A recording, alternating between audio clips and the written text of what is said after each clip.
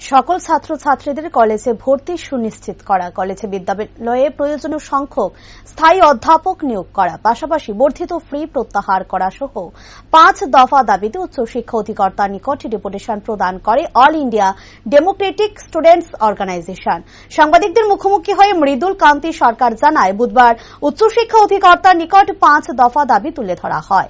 সাংবাদিকদের মধ্য দিয়ে সকল ছাত্রছাত্রী, শিক্ষক এবং সমস্ত স্তরের জনসাধারণের নিকট আহ্বান রাখেন তাদের বিরুদ্ধে সোচ্চার হওয়ার জন্য এবং এই অন্যায় নীতির প্রতিবাদে ঐক্যবদ্ধ ছাত্র আন্দোলন এবং গণ আন্দোলন গড়ে তোলার আহ্বান রাখেন তিনি।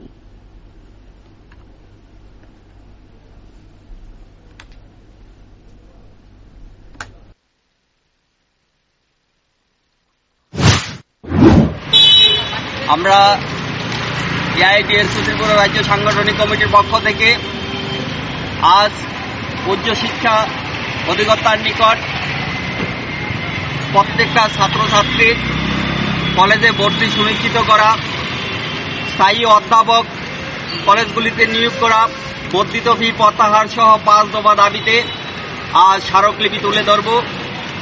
পাশাপাশি আমরা আপনাদের মাধ্যমে সমস্ত ছাত্র, শিক্ষক থেকে সমস্ত স্তরের জনসাধারণের নিকট এই এপিলটুকু রাখব যে এই ছাত্রছাত্র বিরোধী এক এক করে যে সরকার নিচ্ছে তার বিরুদ্ধে আপনারা সোচ্চার হন এবং এই অন্যায় নীতির প্রতিবাদে ঐক্যবদ্ধ ছাত্র আন্দোলন, গণ আন্দোলন গড়ে তুলুন।